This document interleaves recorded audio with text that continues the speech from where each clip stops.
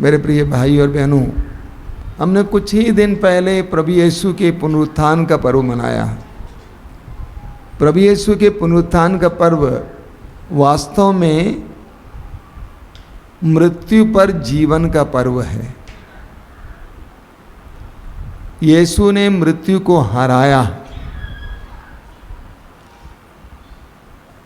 यीशु ने मृत्यु को हराया और सुसमाचार हमें बताता है कि प्रभु यीशु ने मृत्यु को हराकर महिमा के साथ तीसरे दिन पुनर्जीवित हुए।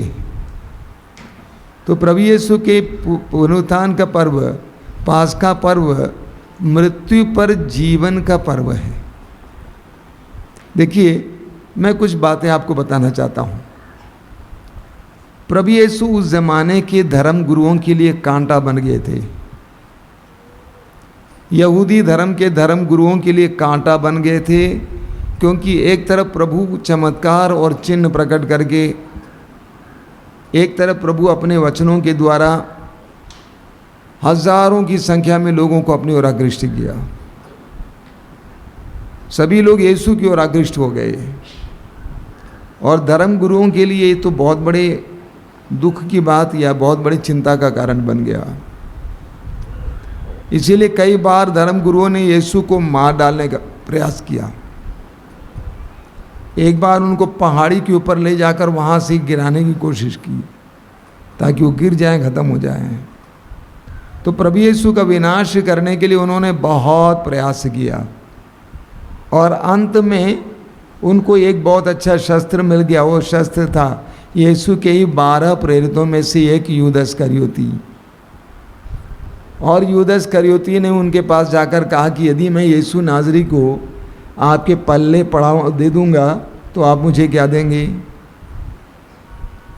अच्छा मौका मिल गया यीशु को अरेस्ट करने का, बंदी बनाने का, और उन्होंने ऐसा ही किया।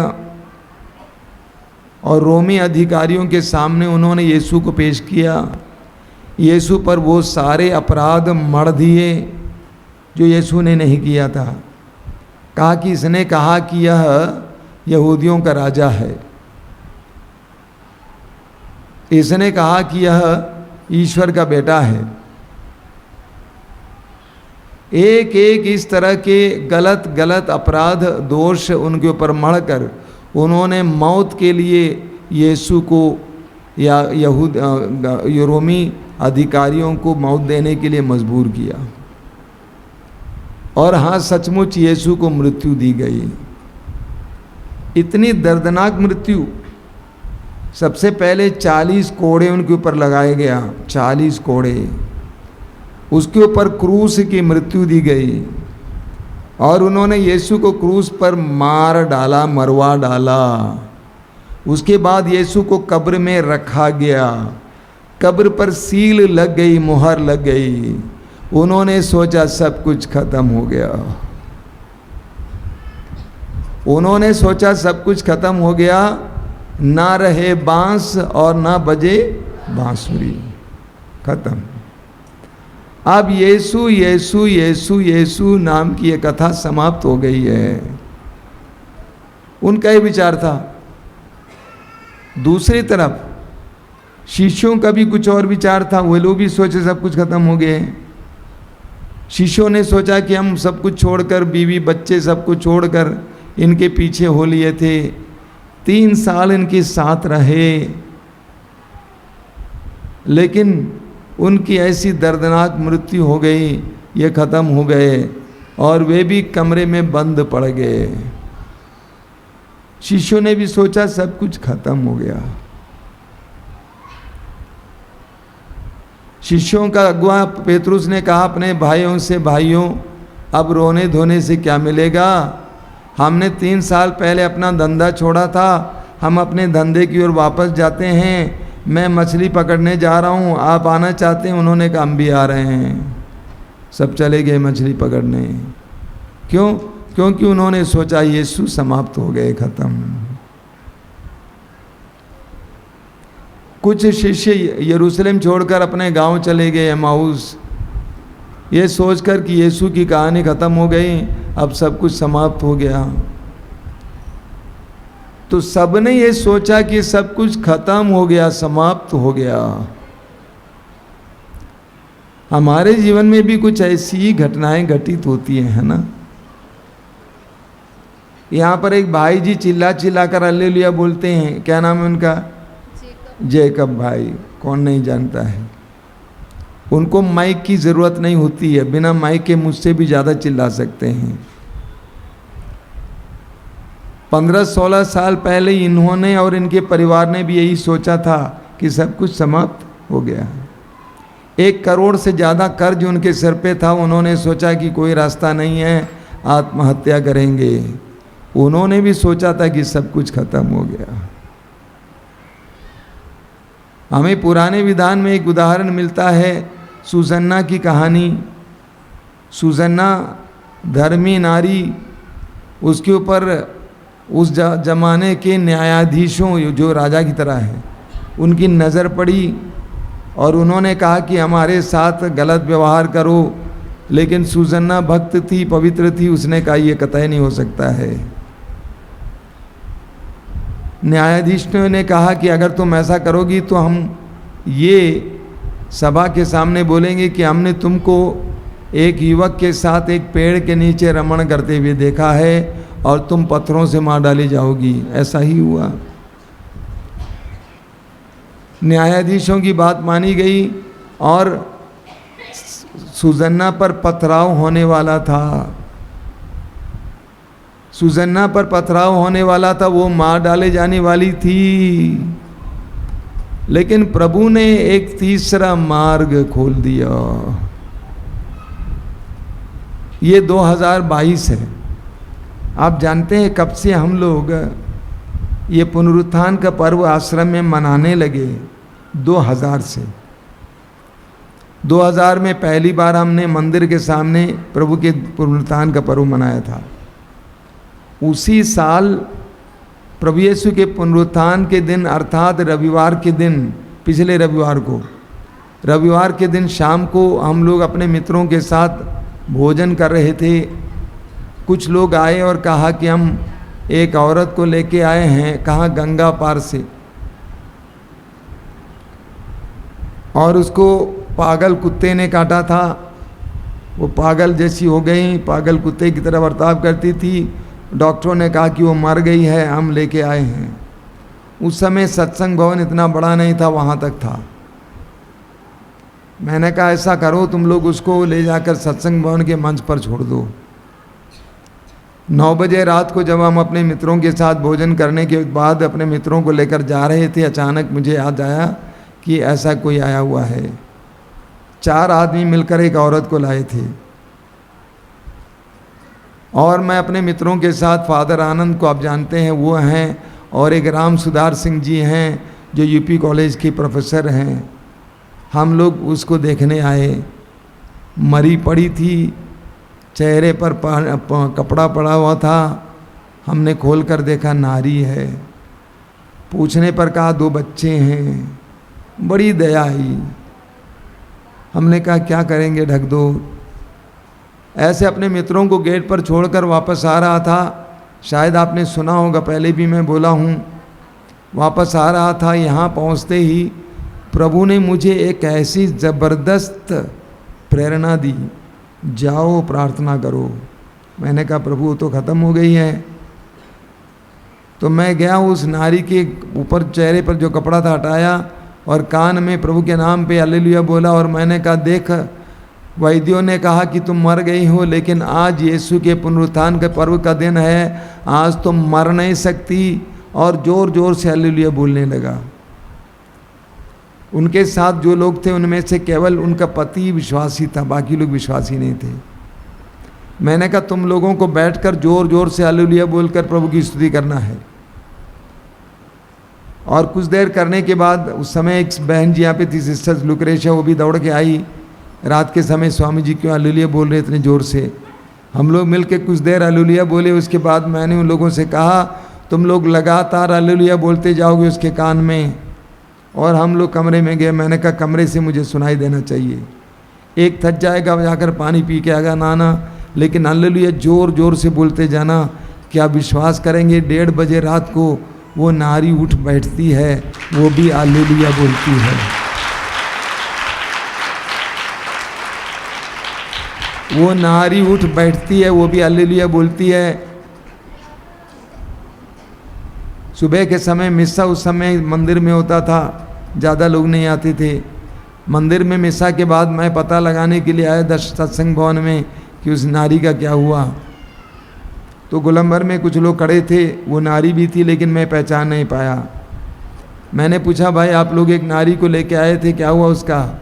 ये खड़ी आग के सामने, उसका नाम था रेखा, मल्लाह बिरादरी की थी। मैंने कहा बेटा एक काम करो, तुम दोनों दर्शन भवन में, दर्शन भवन यहाँ नहीं थी, वहाँ पे था, दर्शन भवन में बैठकर दिन भर प्रभु को धन्यवाद दो। उस नारी ने कहा, स्वामी जी हमको नहीं मालूम ये साड़ी कब का पहनाया हुआ है, ये तो सड़ गई है, इसमें बदबू आती है, कैसे बैठूं प्रभु के सामने। मैंने कहा बेटा ये बदबू प्रभु के लिए खुशबू है। दिन भर वे लोग प्रभु की स्तुति करते गए और बाद में वापस गए। पूरे गांव से, वहाँ से दर्जनों लोग यहाँ पे आने लगे। रेखा खत्म हो गई थी, लेकिन प्रभु ने ऐसा नहीं होने दिया। दुर्भाग्य की बात है कि 2 साल पहले वो रेखा मर गई, उसको दूसरा कोई रोग आ गया था, मर गई। इसी तरह शायद मैंने आपसे कहा है एक देश के बारे में जिसका नाम है चिली। उस देश में एक खदान में, खदान समझते हैं, खान, जहाँ से कोयला और अन्य चीज़ें निकाली जाती हैं, एक गहरा खदान, 2000 फुट गहरा खदान, वहाँ पे दुर्घटना घटित हुई। क्या दुर्घटना थी? बीचों बीच एक पत्थर लुढ़क कर उस खदान को बंद कर दिया। उस समय नीचे करीब 40 लोग काम कर रहे थे। दुनिया के लोगों ने सोचा कि 40 लोग मर गए होंगे, और कुछ दिन के बाद ऊपर से एक ड्रिल भेजा गया, बोरिंग किया, बोरिंग करते हैं ना, बोरिंग कर दिया गया, और नीचे जब पहुंच गई तो वहाँ से एक चिट मिला ऊपर कि हम सभी लोग जिंदा हैं। 40 लोग उसके अंदर पड़े हुए थे, उनके पास थोड़ा सा पानी था, थोड़ा सा खाना था। उनमें से एक यीशु विश्वासी था। उसने लोगों से कहा कि ये खाना पीना हम लोग एक साथ नहीं खाएंगे, थोड़ा थोड़ा थोड़ा करके हम लोग रोज़ खाएंगे, मिलकर खाएंगे। और वो उस समय से उन लोगों के अंदर इतना विश्वास भर दिया कि यीशु मरने के बाद जीवित हुए, हम भी जिंदा होंगे, तुम लोग अपने विश्वास को तोड़ना नहीं, तुम लोग निराश नहीं होना। इस तरह उसने लोगों के अंदर विश्वास भर भर भर कर, रोज प्रार्थना करते हुए विश्वास भर भर कर उनको जिंदा रखा। बाद में सरकार ने कई देशों की मदद से विशेष कैप्सूल जैसी चीज़ बनाया जिसमें ऑक्सीजन का भी प्रबंध था, क्योंकि 2000 फुट नीचे से एक एक इंसान को बाहर लाना आसान बात नहीं थी। 60 दिन के अंदर सारे लोग बाहर लाए गए, लेकिन वे खत्म नहीं हुए। हमारे जीवन में जब परिस्थितियां टूट जाती हैं, हम सोचते सब खत्म हो गया, कर्ज पर कर्ज, उसको चुकाने के लिए कोई मार्ग नहीं, हम सोचते सब खत्म हो गया। शादी हुई बड़ी शान से, बड़े प्यार से, लेकिन शादी टूट गई, सोचते सब खत्म हो गया। कोई बीमारी आ गई, सोचते सब खत्म हो गया। मेरी एक बेटी है जो बसही के रहने वाली, उसके पूरे शरीर में सफ़ेद दाग था। हमेशा मैं सोचता था कि जवान बेटी है, इसका क्या होगा। उसने पढ़ाई जारी रखी बाप की मदद से, पीएचडी किया, उसके बाद एक अच्छा सा लड़का आता है, उसे शादी करता है। पुनरुत्थान का पर्व मृत्यु पर जीवन का पर्व है, इसी निराशा पर आशा का पर्व है। कभी भी किसी को ये नहीं सोचना चाहिए कि खत्म हो गया। सब लोगों ने मुझसे कहा कम से कम आपको 3 महीना लगेगा अपने पैर पर खड़े होने के लिए। यहाँ तक कि अपने नज़दीक के लोगों ने भी कहा कम से कम 3 महीने लगेंगे। 16 तारीख को मैं गिरा, 17 तारीख को ऑपरेशन हुआ, अब अप्रैल के 18 तारीख को मैं खड़ा हो गया। अभी पूरी तरह से खड़ा नहीं हूँ, लेकिन आपके सामने मैं वॉकर के सहारे आया हूँ। मुझे करने की कोई आवश्यकता नहीं थी, मैं नाटक नहीं दिखा रहा था। मैं वास्तव में एक नबी की तरह आपके सामने आया था, ये बताने के लिए कतई निराश नहीं होना चाहिए।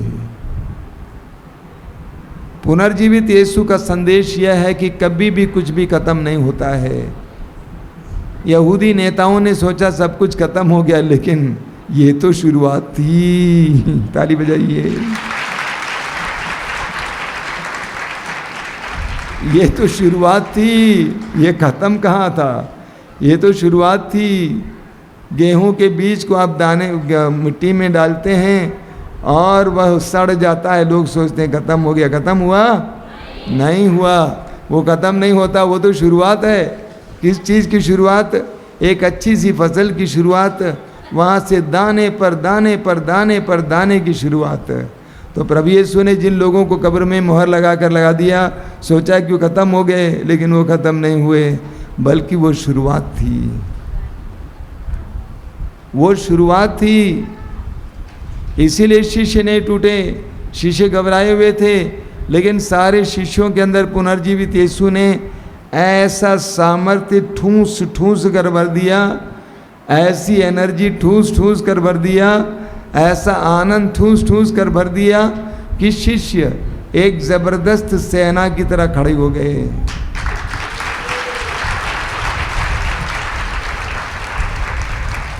एक विश्वासी को कभी भी ये नहीं सोचना चाहिए सब कुछ खत्म हो गया। पुराने विधान में अय्यूब की कहानी आप जानते हैं। बाइबल उठाकर पढ़ नहीं पाता हूँ, इसीलिए सीधे बोल रहा हूँ। अय्यूब के पास सब कुछ था, प्रभु का बहुत करीब का भक्त था, श्रद्धालु था, लेकिन अय्यूब की परीक्षा ली गई। अय्यूब की सारी संपत्ति छीनी गई। अय्यूब के बच्चे दबकर मर गए। अय्यूब के शरीर पर फोड़े आए। अय्यूब की पत्नी ने आकर ताना मारकर कहा, बड़ी सेवा करता था ईश्वर का, अरे अब तो उस ईश्वर को कोसो और मर जाओ, जिंदा रहकर क्या करोगे। लेकिन अय्यूब के अंदर निराशा नहीं आई। वचन में लिखा हुआ है, इतना सब होने के बावजूद अय्यूब ने अपनी जुबान से कोई पाप नहीं किया। इसलिए जीवन में जब विपत्ति आती है, निराशा आ जाती है, कभी टूटना नहीं चाहिए। सैकड़ों लोग मेरे पास आए हैं परेशानियां लेकर, सैकड़ों इतने साल में। हर व्यक्ति जो आता है ये सोच कर आता है कि ख़त्म हो गया। मैं मुस्कुराता हूँ, कभी कभी गाल चूमता हूँ और कहता हूँ, देख तू ख़त्म नहीं हुआ है। तेरी तरह मैंने कई लोगों को देखा है। कितने परिवार जो सोचा कि ख़त्म हो गया, लेकिन बढ़िया जीवन जी रहा है। बरेली से एक परिवार यहाँ पे आया था, टूटा हुआ। जवान पति पत्नी अलग हो गए। मैंने कहा ना बेटा ना, जगह का नाम बताना नहीं चाहता हूँ। एक और जगह दूर से एक पति पत्नी आए, मेरे कमरे में बैठे, बातचीत करते करते समझाने का प्रयास किया, समझ नहीं रहे थे। तलाक से कम और कुछ नहीं। और एक छोटी सी 3 साल की बच्ची भी है। अचानक प्रभु ने मुझे एक ऐसा शब्द दिया कि इसको कहते हैं प्रज्ञा के शब्द, करिश्माई स्पिरिचुअलिटी में, अध्यात्म में। एक शब्द दिया, मैंने वो शब्द एक से पूछा, पति से पूछा, पत्नी से पूछा, विश्वास करेंगे परिवार जुड़ गया। आज खुशी से अपना धंधा कर रहे हैं पूरे दोनों पति पत्नी।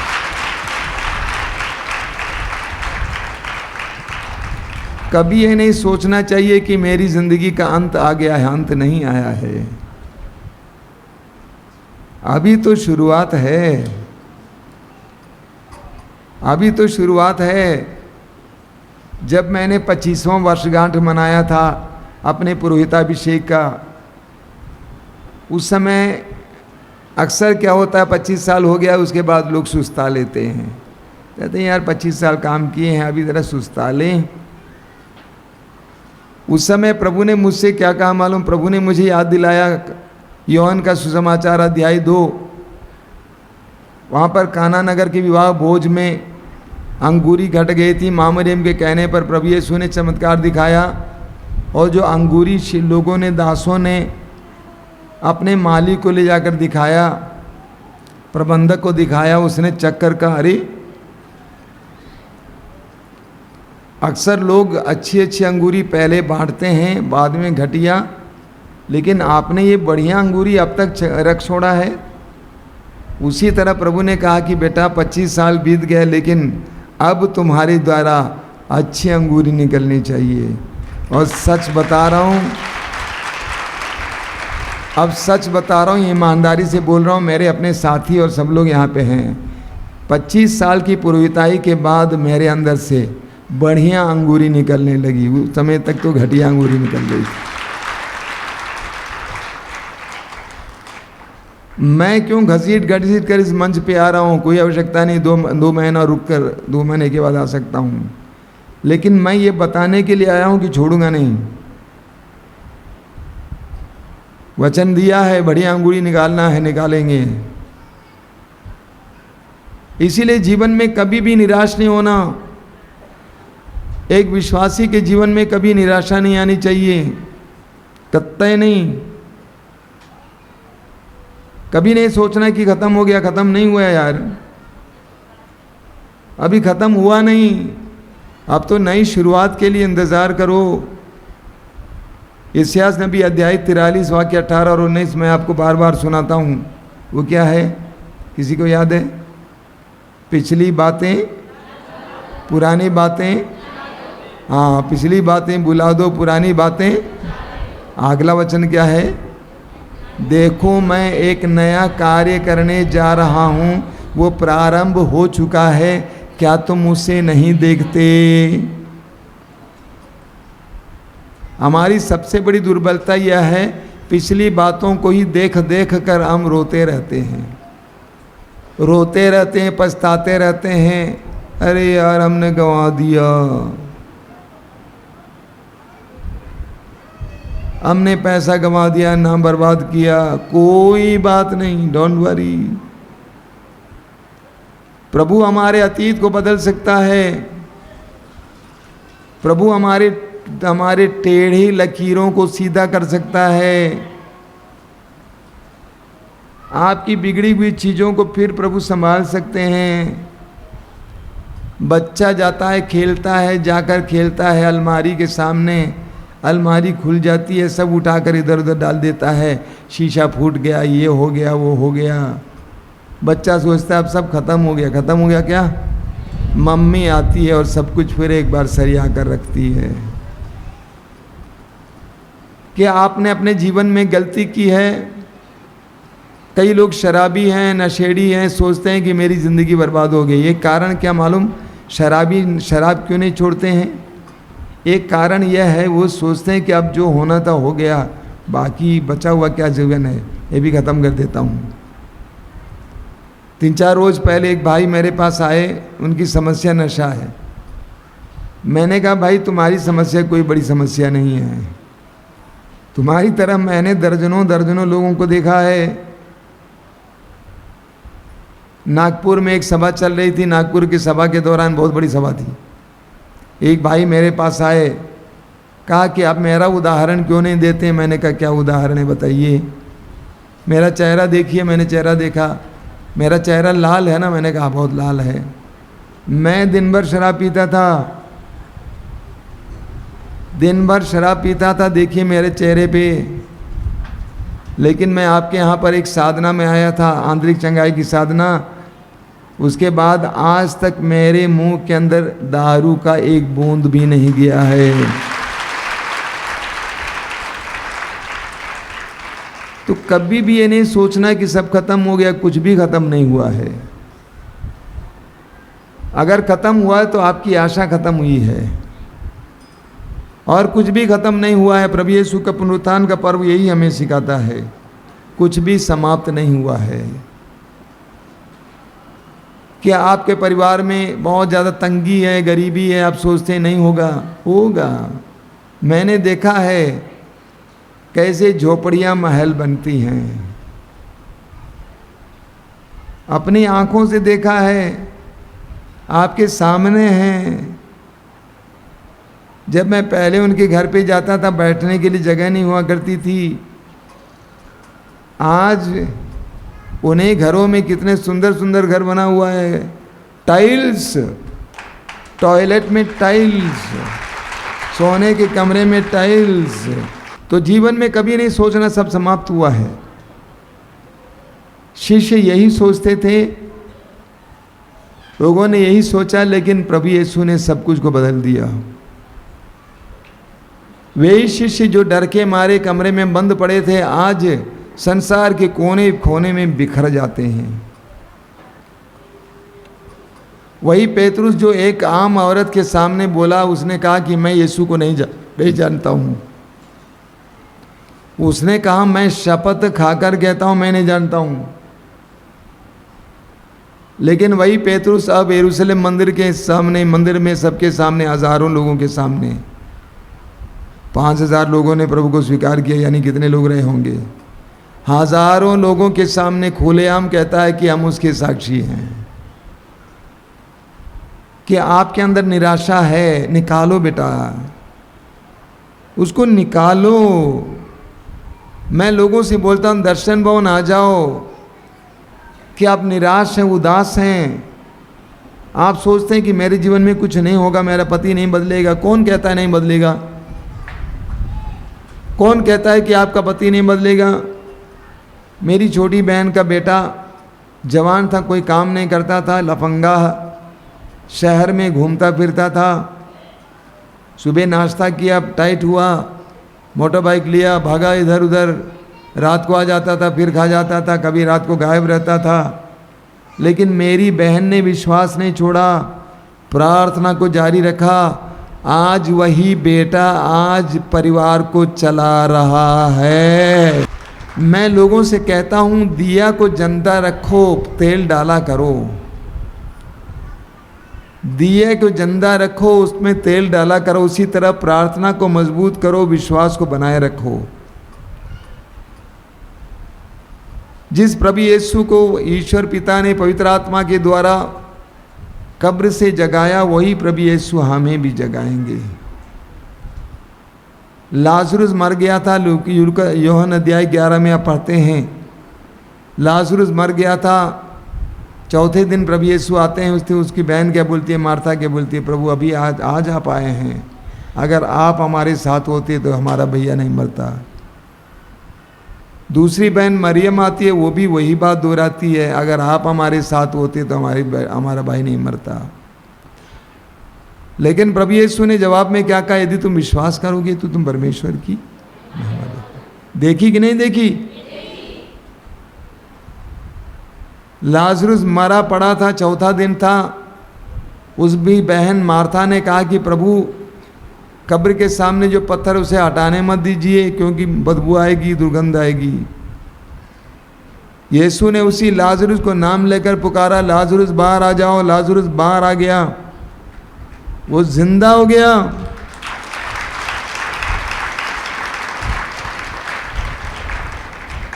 इस समय मेरी वाणी को सुनने वाले कोई भी अपने जीवन में निराश नहीं होना। निराशा और विश्वास एक साथ नहीं जाता है। कि आपकी शादी हुई, शादी टूट गई, कि आपकी शादी की उम्र बीत रही है, आपकी शादी नहीं हो रही है, निराश मत हो, संदेह मत रखो, बनाए रखो, मत भूलिए। पेतरुस पानी पर चल रहा था विश्वास के सहारे, एक पल में उसके अंदर संदेह आया, वो डूब गया। विश्वास कीजिए कि प्रभु मेरे लिए प्रबंध कर रहे हैं। इब्राहिम के पास कोई संतान नहीं थी। इब्राहिम ने 99 साल की उम्र तक भी निराशा को आने नहीं दिया, बल्कि आशा को बरकरार रखा। देखिए कितने अच्छे ढंग से पौलुस कहता है रोमी अध्याय 4 में, इब्राहिम ने निराशाजनक परिस्थिति में भी आशा रखकर विश्वास किया। इब्राहिम ने निराशाजनक परिस्थिति में भी आशा रखकर विश्वास किया। तो प्रभु आज के दिन हमें यही संदेश देते हैं कि हमें कभी भी निराश नहीं होना चाहिए, कभी भी हताश नहीं होना चाहिए। प्रभु यीशु के पुनरुत्थान का पर्व यही संदेश देता है, यही मूल संदेश है, निराशा पर आशा की जीत। अपने जीवन में कभी भी निराशा मत आने दीजिए। इसीलिए संत पौलुस कहते हैं हर समय पुनर्जीवित यीशु को याद रखना।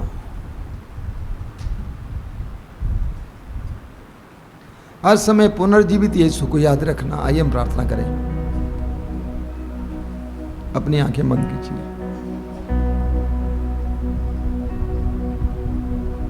आंखें बंद कीजिए। इस समय अपने आप को जांच कीजिए, मेरे अंदर कितनी निराशा है अलग अलग बातों को लेकर। निराशा और विश्वास एक साथ नहीं जा सकते। निराशा और विश्वास एक साथ नहीं जा सकते।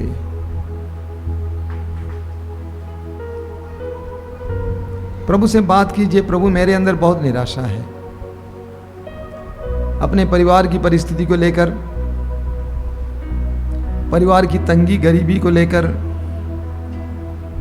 अपने भविष्य के बारे में सोचकर, पढ़ाई के बारे में सोचकर, विवाह के बारे में सोचकर, मेरे पास कोई संतान नहीं है, बच्चा नहीं है, इसके बारे में सोचकर मेरे अंदर बहुत ज्यादा निराशा है। यीशु, मैं निराशा का शिकार हो चुका हूं।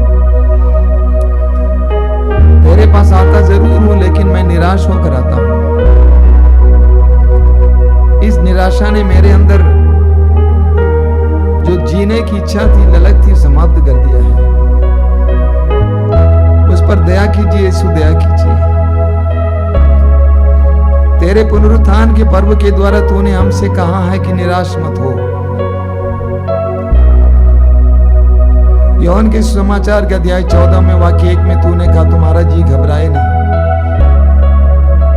ईश्वर पर विश्वास करो और मुझ पर भी विश्वास करो। ईश्वर पर विश्वास करो और मुझ पर भी विश्वास करो। जब जब मेरे अंदर निराशा आ जाती है, उन सारे क्षणों में तुझ पर विश्वास करने की कृपा दीजिए।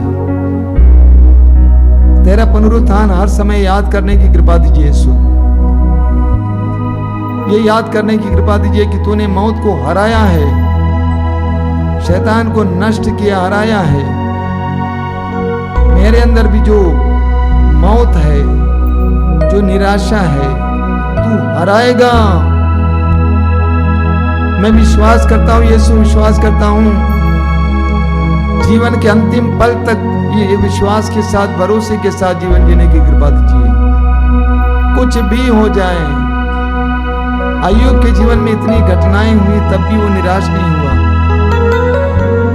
सुसन्ना मौत के सामने खड़ी थी, तब भी वो निराश नहीं हुई। उसने अपनी दृष्टि को तेरी ओर उठाया। प्रभु यीशु, अक्सर हम लोग यूदा इस्करियोती की तरफ बन जाते हैं, निराश होकर अपने आप को समाप्त करते हैं, निराशा में जीते हैं। प्रभु हमें निराशा से बाहर ला। तू तेरे शिष्यों के पास आकर उनकी निराशा को आशा में परिवर्तित किया। जैसा कि तूने कहा, उनका शोक आनंद में बदल गया। यीशु मेरे जीवन में आइए, मेरे परिवार के जीवन में आइए। हमारी निराशा को दूर करने के लिए, आशा से भरने के लिए तेरे पुनरुत्थान की शक्ति और सामर्थ्य के द्वारा हमारे जीवन में प्रवेश कर यीशु, प्रवेश कर। हर तरह के निराशा को दूर कर यीशु, दूर कर। हमें स्वतंत्र कर यीशु, स्वतंत्र कर। दोनों हाथ ऊपर उठाइए मेरे भाई और बहनों, स्वतंत्र रूप से इस समय प्रभु की स्तुति और आराधना कीजिए। मुंह खोलना, मुंह खोलना।